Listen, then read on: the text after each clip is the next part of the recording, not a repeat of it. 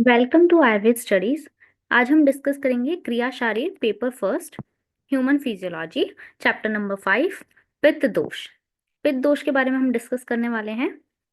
NCISM syllabus की अगर बात करी जाए तो जो चैप्टर 5 है पित्त दोष, उसमें हम क्या क्या देखेंगे। फर्स्ट पॉइंट में बोला गया है व्युत्पत्ति, निरुक्ति ऑफ द टर्म पित्त, general location, general properties and general function of पित्त। सेकेंड हम देखेंगे 5 टाइप्स ऑफ पित्त, कि पित्त 5 तरह के हैं with their specific locations, specific properties and specific functions। 5 types के पित्त कौन कौन से हैं? पाचक, रंजक, आलोचक, भ्राजक और साधक। थर्ड पॉइंट में हम देखेंगे सिमिलैरिटीज एंड डिफरेंस बिटवीन अग्नि एंड पित्त। अग्नि और पित्त के बीच में क्या सिमिलैरिटीज है और क्या डिफरेंस है।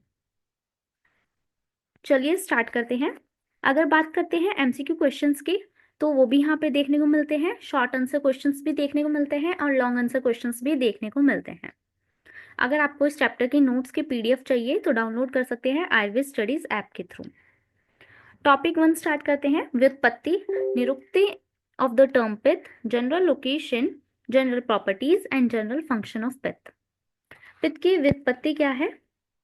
व्युत्पत्ति के बारे में बोला है तप संतापी धातु प्लस अच प्रत्यय जो है वो क्या बना रहा है? पित्त शब्द बना रहा है। तो मतलब पित्त शब्द जो है हम कह सकते हैं उसकी व्युत्पत्ति कैसे हुई है। तप संतापे जो धातु है उसमें अच प्रत्यय लगाने से पित्त शब्द जो है वो बना है। पित्त की निरुक्ति, निरुक्ति क्या है? पित्तस्य तापकत्वम। ये चक्रपाणि ने बोला है। क्या बोला है? शरीर में ताप मतलब ऊष्मा उत्पन्न करने वाले को पित्त कहते हैं। जो हमारे शरीर में ऊष्मा को उत्पन्न कर रहा है उसे क्या कह रहे हैं? पित्त कहते हैं। ठीक है, आगे देखते हैं पित्त के गुण क्या है, जनरल प्रॉपर्टीज।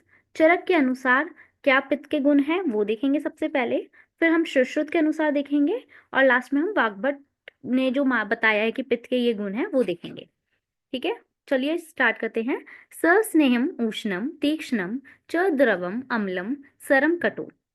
विपरीत गुण है पित्तम द्रव्याशु प्रशाम्यति। क्या बोला है? किंचित स्निग्ध। ठीक है, वो मतलब कई बार स्निग्ध देखने को मिलता है, उष्ण होता है, तीक्ष्ण होता है, द्रव होता है, अमल होता है, सर और कटु। ये 7 गुण आचार्य चरक ने पित्त के बताए हैं। ठीक है, उसके बाद क्या बोला गया है? यहाँ चक्रपाणि ने सस्नेह को ईशत स्नेह कहा है। मतलब कि यहाँ पे जो ये सस्नेह है ना उसको चक्रपाणि ने क्या बोल दिया है? ईशत स्नेह बोला है। ठीक है, देखिए क्या बोला गया है, कौन से गुण बताए गए हैं 7। एक तो हमारा बोला गया है किंचित स्निग्ध, उष्ण, तीक्ष्ण, द्रव, अमल, सर और कटु। ठीक है, ये गुण किसके हैं? पित्त के। किसने बताए हैं? आचार्य चरक ने बताए हैं। ठीक है, ये श्लोक आप याद कर सकते हैं, नहीं तो इसका एक और श्लोक दे रखा है चरक के विवान स्थान में 8th चैप्टर के 97 श्लोक में दे रखा है पितम उष्णम तीक्ष्णम द्रवम विस्त्रम अम्लम कटुकम च। ठीक है, वही यहाँ पे बोला है कि पित्त जो है उष्ण है, तीक्ष्ण है, द्रव है, विस्र है, अम्ल है और कटु है। ठीक है, सुश्रुत के अनुसार अगर बात करी जाए तो बोला है औष्ण्यम तैक्ष्ण्यम रोक्ष लाघव विशद गुण लक्षणम पित्तम। ठीक है, तो क्या बोला है? औष्ण्यम मतलब वही उष्ण, तैक्ष्ण्य तीक्ष्ण, रूक्ष, लाघव मतलब लघु, विशद तीक्ष्ण, द्रव, पूती, नील और पीतवर्ण का बोला है। ठीक है, उष्ण एवं कटु रस बताया है और विदग्ध होने पर अमल रस। ठीक है, और साम अवस्था में नीलवर्ण का और निराम अवस्था में पीतवर्ण का कहा है। देखिए ये श्लोक पूरा याद करने की जरूरत नहीं है, आप खाली इसके हिंदी को याद रख सकते हैं। क्या क्या बोल रखा है कि अगर साम अवस्था में है ना तो वो नीलवर्ण का होगा, और निराम अवस्था में है तो क्या है? पीतवर्ण का होगा। कौन? पित्त। पित्त दोष के बारे में बता रखा है। ठीक है, मतलब कि स आम साम अवस्था मतलब आम के साथ है तो नीलवर्ण, निराम विदाउट आम दोष, आम दोष के अलग कर दिया गया, आम दोष नहीं है उसमें, तो पीतवर्ण का होगा। और विदग्ध होने पे कैसा बताया गया है? अमल रस का। और नॉर्मली क्या बोल रखा है? वैसे उष्ण और कटु रस बता रखा है। ठीक है, और इसमें से एक स्मेल आती है वो पूती स्मेल उसको कहते हैं। द्रव, तीक्ष्ण और विशद, लघु, रोक्ष और तैक्ष्ण्य, ये भी से बता रखा है। वाग्भट के अनुसार अगर देखते हैं तो बोल रखा है पितम सस्नेहम तीक्ष्णम तीक्ष्ण उष्णम लघु विस्त्र सरम द्रवम। क्या बोला है? सस्नेह, तीक्ष्ण, उष्ण, लघु, विस्त्र, सर और द्रव, ये गुण बता रखे हैं। किसने बताया ये गुण? वाग्भट ने बताए हुए हैं। ठीक है, आगे देखते हैं पित्त दोष के क्या स्थान बता रखे हैं। तो पित्त दोष के स्थान जो है वो आचार्य चरक, वाग्भट और सुश्रुत मत अनुसार हम देखेंगे। ठीक है, पित्त का स्थान देखते हैं सबसे पहले वाग्भट के अनुसार। तो पित्त का स्थान क्या बताया है, ये हिंदी देखिए पहले, नाभि, अमाशय, स्वेद, लसिका, रुधिर और रस। ठीक है, क्या बोल रखा है यहाँ पे श्लोक में देखिए, नाभिर अमाशय स्वेदो लसिका रुधिरम रसः। ये किसके स्थान बताए, पित्त के स्थान बताए हैं। आगे विशेष स्थान भी बता रखा है, नाभि को पित्त का मुख्य स्थान बना माना गया है। मतलब कि ये स्थान तो बता रखा है, लेकिन विशेष स्थान जो बता रखा है कि यहाँ पे पित्त रहता है मेन, वो क्या बता रखा है, नाभि बता रखा है। ठीक है, दृक्स्पर्शनम च पित्तस्य नाभिर्त्र विशेषतः, ऐसा आचार्य मतलब कौन किसने बताया, वाग्भट ने बताया है। अगर चरक के अनुसार बात करी जाए तो पित्त के स्थान जो है वो क्या बता रखे हैं, स्वेद, रस, लसिका, रुधिर और आमाशय।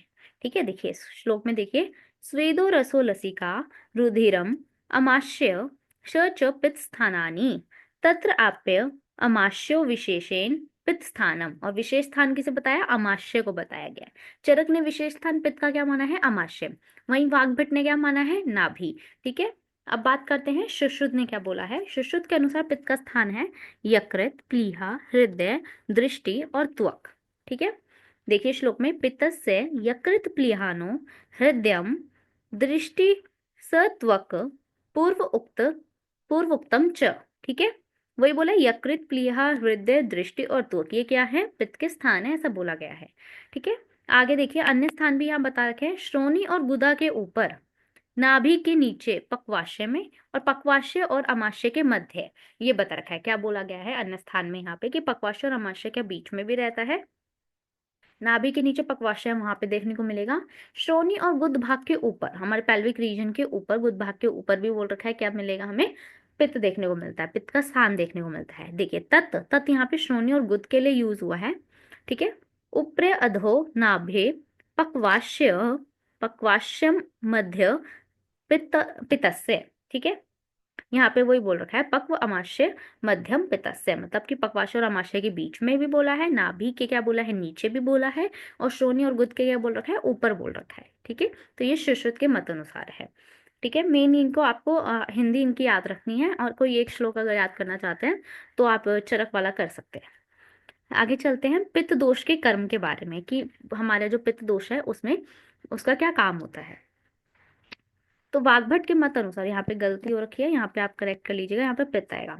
वाग्भट मत अनुसार बता रखा है पित्त के कर्म, पाचन, उष्णता, दर्शन, भूख, प्यास, भोजन के प्रति रुचि, प्रभा मतलब कांति, मेधा मतलब क्या होता है, धारण करने की जो शक्ति होती है ना, उस हमारी बुद्धि, धी, धृति ऐसे होता है, तो बोल रखा है कि जो धारण करने की शक्ति है वो मेधा है, तो मेधा। और धी मतलब बुद्धि, शूरता, शरीर संबंधी मृदुता और कोमलता। तो ये पित्त के कर्म है कि वो पाचन कराती है। ठीक है, वो उष्णता है, मतलब उष्णता प्रदान करती है, देखने में हेल्प कर रही है क्योंकि दृष्टि में रहती है। ठीक है, भूख, प्यास, भोजन के प्रति जो हमारी रुचि हो रही है कि हमें भूख लगती है तो हमारा मन करता है ये खाएं, तो ये सारे पित्त के कर्म होते हैं। प्रभा, हमारे फेस पे जो ग्लो आता है वो, और हमारे जो भी आप चीजें हम आपको जैसे पढ़ा रहे हैं, तो आप जो भी चीज गास्प कर रहे हो अपने अंदर, उसको धारण करके रखना, मतलब उसको स्टोर करके रखने की शक्ति भी पित्त, मतलब उसका काम, वो कार्य भी किसका है, पित्त का है। ठीक है, बुद्धि का कार्य है, एक तरीके से बोल सकते हैं। ठीक है, शरीर में जो भी मृदुता, कोमलता है, वो भी पित्त का ही कार्य होती है। ठीक है, अगर बात करी जाए चरक के अनुसार तो क्या बोल रखा है, दर्शन, पाचन, ऊष्मा मतलब कि शरीर के अंदर जो ताप है, मतलब हमारी बॉडी की हीट को बनाए रखने का काम भी किसका है, पित्त का है। भूख लगना, प्यास लगना, शरीर में जो भी मृदुता है, कोमलता है, वो वही फेस की कांति, इस प्रभा, मन की प्रसन्नता, हमारा मन प्रसन्न है, सुखी है, वो उस चीज का कार्य भी पित्त का ही है। मेधा भी वही है, धारण शक्ति को बनाए रखना, कि आपकी मेमोरी को क्या रखना है, स्ट्रांग रखना, एक तरीके से मेमोरी जो भी आप याद कर रहे हैं उनको स्टोर करके रखने का कार्य भी पित्त का है। ठीक है, तो वही श्लोक दे रखा है, दर्शनम पक्तिर ओष्मम च श्रुत तिषद देह मार्दवम प्रभा प्रसादो मेद च पित्त कर्म विकारजम। ठीक है, उसके बाद आते हैं सुश्रुत के अनुसार, इसमें क्या बता रखा है कि पित्त के कर्म क्या है। अकुपित पित्त अपनी शिराओं में संचार करता हुआ, मतलब कि जो अकुपित पित्त है, मतलब कि एक तरीके से वो है सामावस्था में है, मीन्स वो प्रकोपित नहीं हो रखा है पित्त, जितना होना चाहिए उसी बैलेंस पित्त है एक तरीके से।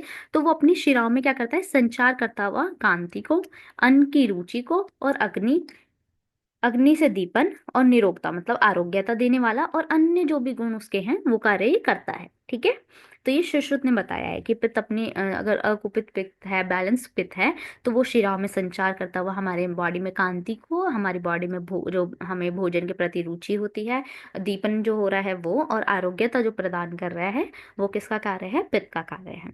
तो यहाँ पे हमने टॉपिक 1 जो है वो डिस्कस कर लिया है, जिसमें हमने पित्त के क्या देखे हैं, क्या उसके मेन कर्म होते हैं वो देख लिए हैं, पित्त के जो मेन स्थान है वो भी हमने डिस्कस कर लिया है, और पित्त के जो भी प्रॉपर्टीज हैं, गुण हैं, वो हमने देखा, और व्युत्पत्ति और निरुक्ति भी हमने पित्त की यहाँ पे देख लिया। तो टॉपिक 1 जो है यहाँ पे कंप्लीट होता है। आगे हम चलेंगे अब टॉपिक 2 पे। टॉपिक 2 जो है वो है 5 टाइप्स ऑफ पित्त। हमने 5 तरह के जो पित्त हैं उनके बारे में देखना है, कौन कौन से हैं, पाचक, रंजक, आलोचक, भ्राजक और साधक, और इनकी स्पेसिफिक लोकेशन की, कौन सा पित्त कहाँ रहता है, उसकी स्पेसिफिक प्रॉपर्टी क्या है और स्पेसिफिक फंक्शन क्या है। तो देखिए, श्लोक है अष्टांग संग्रह का, सूत्र स्थान के 20th चैप्टर के 5th श्लोक है ये। क्या बोला है, पाचक, रंजक, साधक, आलोचक, भ्राजकत्व भेद पितम। तो ये इसके भेद है, कौन कौन से, पाचक, रंजक, साधक, आलोचक और भ्राजक। ठीक है, तो इसको आप याद कर सकते हैं ट्रिक से, PRSAB। ठीक है, PR सब सब चैनल आता है ना, सब टीवी आता है, उससे आप कर सकते हैं उसका PR, तो SAB। ठीक है, तो P से क्या है, पाचक पित्त, रंजक से R से रंजक पित्त, S से साधक पित्त, और आलोचक पित्त किससे, A से, और B से क्या है, भ्राजक पित्त। ठीक है, तो अब आगे स्टार्ट करते हैं पाचक पित्त। पाचक पित्त का स्थान क्या बता रखा है वो देखेंगे पहले। पक्वाशय, पक्व अमाशय मध्य, बोल रखा है कि पक्व अमाशय मतलब पक्वाशय और अमाशय के बीच में क्या है, गृहिणी, डिओडेनम जिसे हम कह सकते हैं, ये बता रखा है पाचक पित्त का स्थान। और साथ में अग्न्याशय, अग्न्याशय मतलब कि पेनक्रियास, पेनक्रियास को भी पित्त का स्थान बताया गया है। और पाचक पित्त का कर्म क्या होता है वो देखते हैं। तो वो क्या करता है, अन्न का पाचन करता है, अन्न का विवेचन करता है, मतलब कि जो हमारे मल मूत्र है उसको हमारा जो भोजन है उसका जो भी रस वस निकलता है उससे अलग करता है। विवेचन मतलब करना, एक तरह से अलग करना। अन्य स्थान पर स्थित पित्तों के अग्निकर्म में सहायक होना, मतलब कि अन्य स्थान पर स्थित जो भी पित्त का जो भी अग्निकर्म है उसमें भी हेल्प करे। ठीक है, अग्निकर्म में हेल्प करना मतलब कि उष्णता देता है ना हमें पित्त, तो वहां पे अलग अलग एरियाज पे हेल्प करता है पित्त की। ठीक है, जहाँ पे अलग अलग जगह पे भी पित्त है हमारे, तो वहां पे कौन हेल्प कर रहा है, पाचक पित्त आके हेल्प कर देता है। शरीर का उपकार करना, आयु, बल, वर्ण, स्वास्थ्य, उत्साह, कांति, स्वस्थता, उत्साह, कांति, ओज, ये सभी देह अग्नि के प्रबल होने पर ही स्थिर रहते हैं। तो यहाँ पे क्या बोल रखा है कि हमारी देह अग्नि प्रबल होगी तभी ये सारी चीजें स्थिर रहेगी, मतलब कि हमारी आयु बनी रहेगी, हमारे अंदर बल रहेगा, हमारा जो वर्ण है, हमारा जो भी कह सकते हैं कॉम्प्लेक्शन है वो, हमारी बॉडी स्वस्थ रहेगी, उत्साह और कांति जो हमारे फेस पे, ये सारी चीजें तभी मेंटेन रह पाती हैं जब क्या होता है, देह अग्नि क्या होती है, अपनी प्रबल पे होती है, मतलब कि उस के अंदर जितना, मतलब कि जितनी वो तीक्ष्ण कह लो या जितने वो बैलेंस्ड होनी चाहिए देह अग्नि, अगर वो रहेगी तभी ये हमारे हमारे अंदर आयु, बलवान ये जो है वो स्थिर रहते हैं। तो ये पाचक अग्नि के कार्य, पित्त के कार्य बता रखे हैं। अब देखो पाचक पित्त के कार्य सुश्रुत संहिता में भी कुछ बता रखे हैं, वो देखते हैं। मुख्य कार्य क्या बोला है, 4 प्रकार के अन्न होते हैं, ठीक है, उनका पाचन करती है। तो वो 4 प्रकार के अन्न कौन कौन से हैं, अशीत, पीत, लीड और खादित। ठीक है, दोष, रस, मूत्र और पुरीश को पृथक करना। तो जो भी हमारा अन्न है उसमें मल मूत्र सब ब्रेक डाउन होता है ना, उसके बाद उनको अलग करने का कार्य भी पाचक पित्त का होता है, ऐसा बोला गया है। और बोला गया है अपने स्थान से शेष पित्त, मतलब कि अपने स्थान, जो उसका स्थान है वो, तो उसके अलावा जो पित्त है जैसे कि रंजक, भ्राजक, साधक और आलोचक, और या पूरे शरीर को अग्निकर्म से अनुग्रह करना, मतलब कि पूरे शरीर में एक तरह उष्णता को मेंटेन करना, और जो भी अलग अलग पित्त के स्थान है वहां पे भी जाके हेल्प करना, ये मुख्य कार्य बता रखा है पाचक पित्त का। विशेषता एक बता रखी है, यह पाचक अग्नि कहलाती है, मतलब पाचक पित्त को आप पाचक अग्नि भी कह सकते हैं। ठीक है, यह अदृष्ट कारण से कार्य करती है, मतलब कि आपके पूर्व जन्म के जो कर्म है उसके अनुसार ये कार्य करती है, ऐसा बता रखा है। ठीक है, आगे देखते हैं। चरक संहिता के अनुसार भी बता रखा है। तो मुख्य कार्य जो चरक संहिता के अनुसार बोला है वो क्या बोला है, सभी अग्नियों का अधिपति, मतलब कि जठर अग्नि के रूप में इसको लिया जाता है मेनली, और एक सभी अग्नियों का अधिपति माना जाता है इसे, ठीक है। अन्न को पचाकर ये क्या करती है, अन्न का पाचन करवाती है, और उसके कौन, पाचक पित्त जो है अन्न का पाचन करवा के धातु, ओज, बल, वर्ण आदि का क्या करती है, पोषण करती है, मतलब कि एक तरह से न्यूट्रिशन देती है सबको, या इनको मेंटेन करके रखती है, ये कह सकते हैं। शेष जो हमारी 12 अग्नि है, कौन कौन सी, 7 धातु अग्नि हो गई और 5 हमारी भूत अग्नि हो गई, तो इनका मूल इसे माना जाता है। इसकी वृद्धि और क्षय से अन्य अग्नि प्रभावित होती है, मतलब कि अगर पाचक पित्त को हम पाचक अग्नि भी कह रहे हैं, ठीक है, तो बोला है कि अगर ये अग्नि क्या हो रही है, इसकी वृद्धि हो रही है या क्षय हो रहा है, तो वो हमारी जो बाकी 12 अग्नि जो बची हैं, 7 धातु अग्नि और 5 भूत अग्नि, इन पे भी अपना इफेक्ट शो करेगी। ओके, आगे महत्व के बारे में देखते हैं।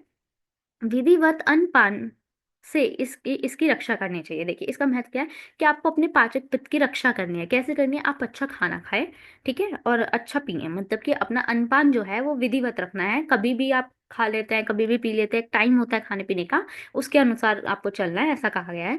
इसके संतुलन से, अगर आप अपनी पाचक पित्त को संतुलन रखते हैं ना, तो आपका आयु, बल, स्वास्थ्यम, उत्साह, प्रभा, ऊर्ज, तेज और प्राण, ये इस पे निर्भर करते हैं, ऐसा बता रखा है कि अगर ये संतुलन रहेगा तो ये सारी चीजें भी मेंटेन रहेंगी, ठीक है।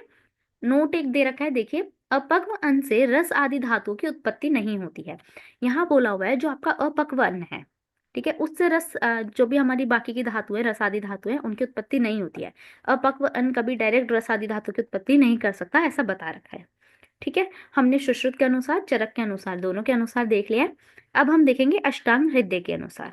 तो देखिए क्या बोल रखा है, मुख्य कार्य, मुख्य कार्य बोला है अन्न को पचाना, तत्र पक्वाश्यम पक्व अमाशय मध्यम, कहाँ पे पक्व और पक्वाशय और अमाशय के बीच में था, हमने पढ़ा था, क्या करता है, पंचभूतात्मकत्वेपि यत तेजस गुणोदय उदय यत तेजस गुण उदयता उद्यात।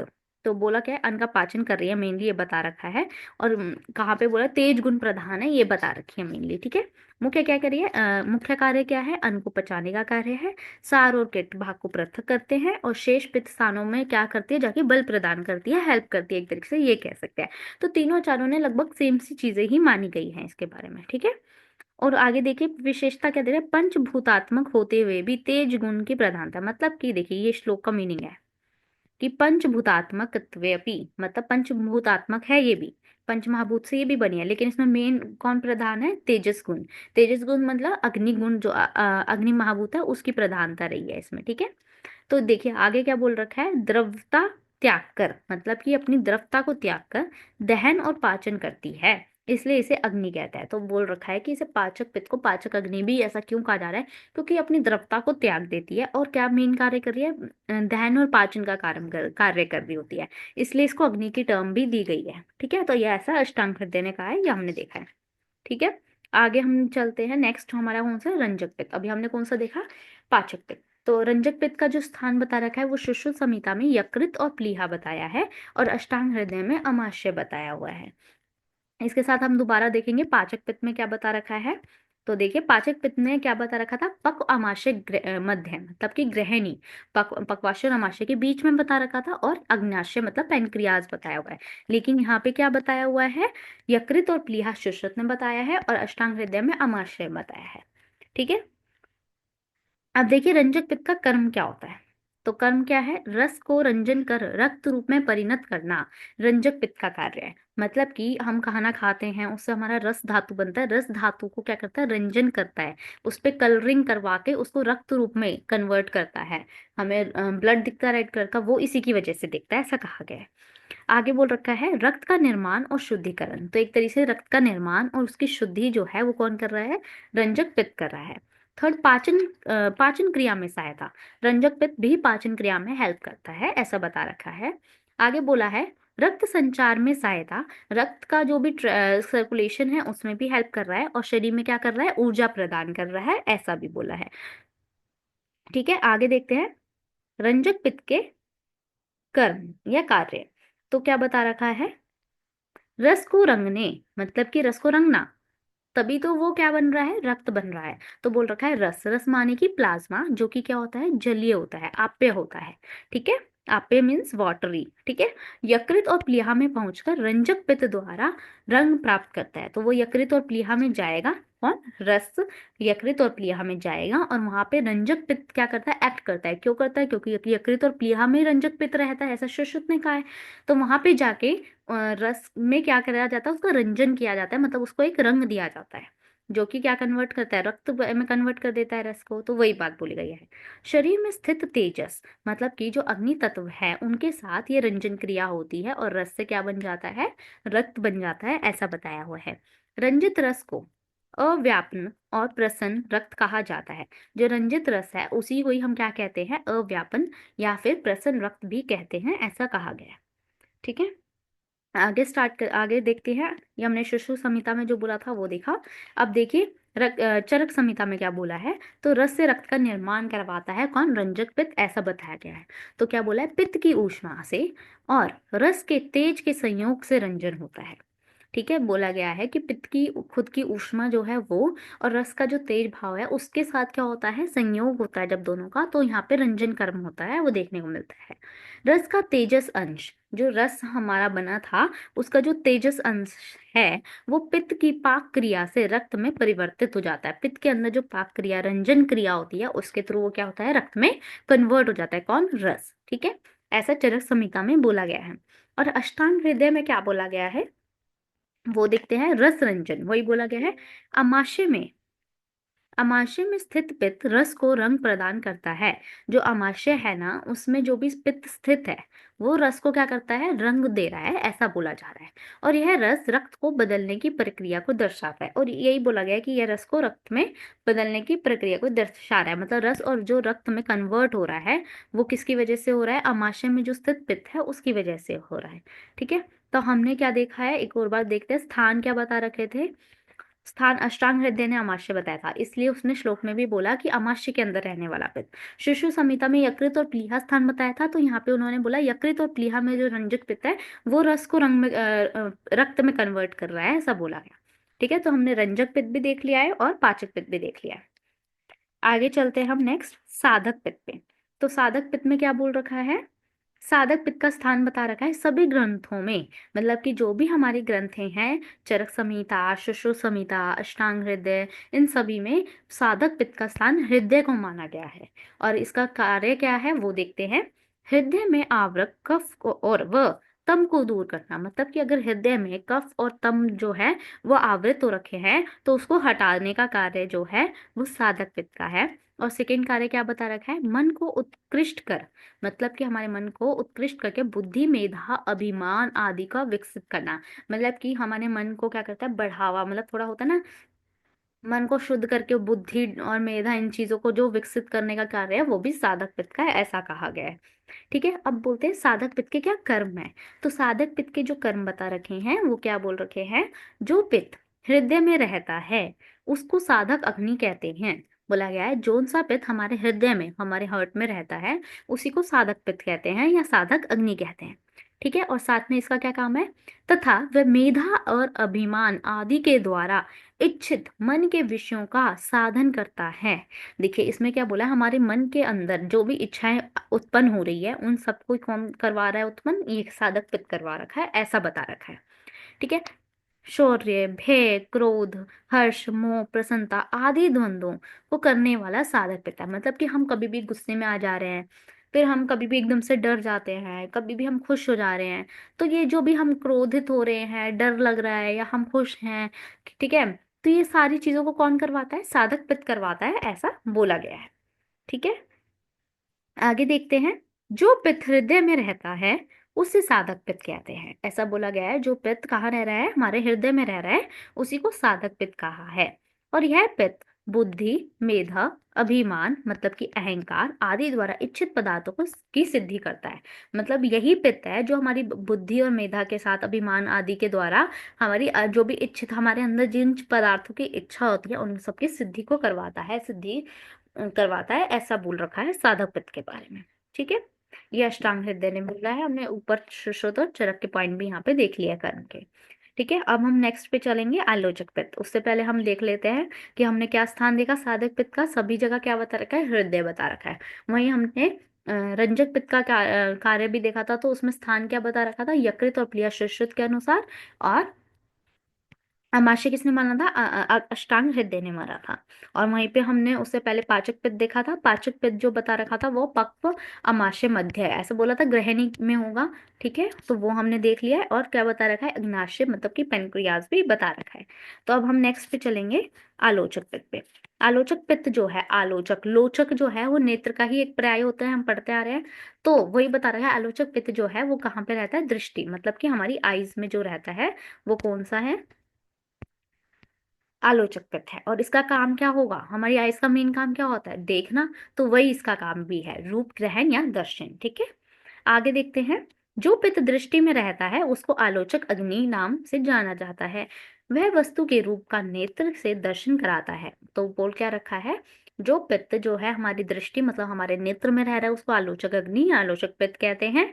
और वो क्या करता है, जो भी हमारे आसपास चीजें हैं, जो भी हमारे आसपास वस्तु है, like your phone, your books, your pen, your pencils, ये सब चीजों का जो रूप दर्शन है वो इनके थ्रू ही हो पा रहा है, इसके थ्रू ही हो पा रहा है। आप देख पा रहे हैं कि ये बुक है, तो वो कैसे देख पा रहे हैं, आलोचक पित्त की सहायता से देख पा रहे हैं। ठीक है, आगे देखते हैं हम भ्राजक पित्त। भ्राजक पित्त की जो स्थान बता रखा है वो त्वचा बता रखी है। और आलोचक पित्त में इसका कर्म जो सॉरी, यहाँ पे आएगा भ्राजक पित्त। ठीक है, भ्राजक पित्त का जो कर्म है वो क्या बोल रखा है, अभ्यंग, लेप, परिषेक, अवगाहन आदि का शरीर में ग्रहण एवं प्रभा द्वारा प्रभा तथा वर्ण का प्रकाशन। देखिए, भ्राजक पित्त का कार्य क्या है, बोल रखा है कि जो भी हम अभ्यंग करते हैं, तेल मालिश करते हैं, लेप लगाते हैं अपनी स्किन पर। ठीक है, परिषेक मतलब कि पानी से जब उसे धोते हैं। अवगाहन मतलब आपने टब बात देखी होगी, वो सारे कार्य जो है शरीर में ग्रहण और उसके थ्रू जो भी उसका हम यूज करते हैं, आप अपनी बॉडी पे मालिश करते हैं, कोई लेप लगाते हैं, उसके बाद जो आपके फेस पे प्रभाव, कांति, ये सब आती है, वर्ण आपको देखने को मिलता है, वर्ण प्रकाशन, ये सब का क्यों देखने को मिल पा रहा है, क्योंकि भ्राजक पित्त इस पे कार्य करता है, जो भी आप अभ्यंग लेप लगाते हैं उनको एब्सॉर्ब करवाता है, इस वजह से। ठीक है, तो भ्राजक पित्त का स्थान क्या बता रखा है, त्वचा बता रखी है। आगे देखते हैं, जो पित्त त्वचा में रहता है उसे क्या बोल रहे हैं, भ्राजक अग्नि कह रहे हैं। त्वचा में स्थित पित्त जो त्वचा को चमकाता है, मतलब कि भ्राजन करता है, चमकाने के कारण इसे भ्राजक पित्त कहा गया है, ऐसा बोला गया है। उसकी भ्राजक अग्नि संज्ञा, मतलब कि भ्राजक अग्नि और भ्राजक पित्त एक ही बात है, ऐसा बोल रखा है कि उसको भ्राजक अग्नि भी कहते हैं। तथा त्वचा पर अन्य क्रियाओं में प्रयुक्त स्नेह आदि, मतलब कि हम अपनी त्वचा पे अन्य क्रियाएं करते हैं, जैसे स्नेह आदि के द्वारा हम अभ्यंग करते हैं, सिंचन करते हैं, लेप यूज करते हैं, तो आदि क्रियाओं द्वारा प्रयोग किए जाने वाले द्रव्यों को पकाता है और शरीर में शरीर की जो भी छाया है, शरीर का जो वर्ण है उसका प्रकाश करता है। वो कौन करता है, भ्राजक पित्त करता है, ऐसा कहा गया है। ठीक है, त्वचा को चमकाने का कार्य, त्वचा की कांति और सुंदरता को बनाए रखने का कार्य किसका है, भ्राजक पित्त का है। तो हमने यहाँ पे दो टॉपिक कंप्लीट कर लिए हैं। लास्ट हमारा टॉपिक जो है वो था सिमिलैरिटीज एंड डिफरेंस बिटवीन अग्नि एंड पित्त। पित्त और अग्नि के बीच में क्या डिफरेंस है और क्या सिमिलैरिटीज है। तो पित्त और अग्नि की पहले समानता देखते हैं, तभी तो हम ऊपर हर जगह पित्त को अग्नि में कन्वर्ट कर लेते हैं। जैसे भ्राजक पित्त को हम भ्राजक अग्नि कह रहे हैं, रंजक पित्त को हम रंजक अग्नि कह दे रहे हैं, पाचक पित्त को हम पाचक अग्नि कह दे रहे हैं। पित्त की जगह अग्नि वर्ड क्यों यूज किया जा रहा है, क्योंकि कुछ सिमिलैरिटीज हैं। क्या सिमिलैरिटीज है, पित्त व अग्नि दोनों के उष्ण आदि गुण समान है, मतलब उसका उष्ण आदि जो गुण है वो क्या है, सेम है, पित्त और अग्नि दोनों में देखने को मिलता है। सेकेंड पॉइंट क्या है, पित्त व अग्नि दोनों का मुख्य कार्य क्या है, भोजन का पाक करना, मतलब भोजन को पचाने का कार्य जो है वो अग्नि का भी होता है। आप गैस पे कोई भी खाना बनाते हैं तो पाक क्रिया जो हो रही होती है वो अग्नि के थ्रू ही तो हो रही होती है। सिमिलरली हमारी बॉडी में भी पित्त जो है वो क्या कर रहा है, पाचन का कार्य कर रहा है। तो ये एक और सिमिलैरिटीज देखने को मिली। एक सिमिलैरिटी और है, पित्त व अग्नि दोनों का मुख्य स्थान मेनली क्या है, पक्वाशय व अमाशय के मध्य, मतलब पक्व अमाशय के मध्य स्थान जो बता रखा है वो पित्त और अग्नि दोनों का स्थान बता रखा है। तो एक तरीके से रहना, मतलब कि उनके स्थान की सिमिलैरिटी मिल गई, उनके कार्य की सिमिलैरिटी मिल गई, उनके गुण की सिमिलैरिटी मिल गई है। ठीक है, अब देखते हैं इन दोनों के बीच में डिफरेंस क्या है। देखिए, पित्त तो एक दोष है, लेकिन अग्नि को हम दोष नहीं मानते हैं। पित्त तो हमारे वात पित्त कफ दोष है ना, तो वात पित्त कफ, तो पित्त एक तरीके का दोष हुआ। ठीक है, लेकिन जो हमारा पित्त है, सॉरी अग्नि है, यहाँ पे आएगा, यहाँ पे अग्नि लिखा जाएगा। ठीक है, अग्नि जो है वो हमारी क्या है, दोष नहीं होती है, पित्त स्वतंत्र है। ठीक है, लेकिन अग्नि जो है वो पित्त पर निर्भर करती है। हमारे जो पित्त जो है वो स्वतंत्र है ऐसा बोला गया है, लेकिन अग्नि जो है वो स्वतंत्र नहीं है। अग्नि किस पे डिपेंड कर रही है? पित्त दोष पे डिपेंड कर रही है, ऐसा बोला जा रहा है। तो दो डिफरेंस आ गए। देखिए थर्ड डिफरेंस, पित्त प्रकृति निर्माण में सहायक होता है। पित्त जो है वो प्रकृति निर्माण में, मतलब हमारी जो प्रकृति निर्माण है उसमें पित्त हेल्प कर रहा है। कि कई वात पित्तज होते हैं, कोई वात कफज है, कोई पित्त कफज प्रकृति का होता है, तो उसमें पित्त हेल्प कर रहा है प्रकृति को डिसाइड करने में। लेकिन अग्नि जो है वो प्रकृति निर्माण में सहायक नहीं होती है। ठीक है। पित्त के 5 भेद हमने पढ़े, लेकिन अग्नि के हमने 13 भेद पढ़े। कौन कौन से? सात धातु अग्नि है, जैसे रस अग्नि, रक्त अग्नि, ऐसे हमारी सात धातुओं की अग्नि है। 5 भूत अग्नि है, जैसे कि हमारा जैसे हमारे 5 महाभूत कौन कौन से हैं? अग्नि हो गई, जल हो गया, वायु हो गई, तो इनकी अपनी अग्नि अग्नि है। ठीक है। और एक होती है जठर अग्नि, तो ये मिलके टोटल 13 अग्नि बनती है। तो भेद में डिफरेंस दिख गया। एक और है, पित्त स्वतंत्र रूप से रोग उत्पन्न कर सकता है। बोला है कि पित्त जो है वो स्वतंत्र रूप से रोग को उत्पन्न कर सकता है, लेकिन अग्नि अपनी स्वतंत्र रूप से रोग उत्पन्न नहीं कर सकती है। अग्नि अकेली स्वतंत्र रूप से रोग को उत्पन्न नहीं करेगी, ऐसा बोला गया है। तो ये पित्त और अग्नि के बीच में क्या है? डिफरेंस है। ठीक है। अगर आपको इस चैप्टर के नोट्स की पीडीएफ चाहिए तो डाउनलोड कर सकते हैं हाईवे स्टडीज ऐप के थ्रू। Thank you.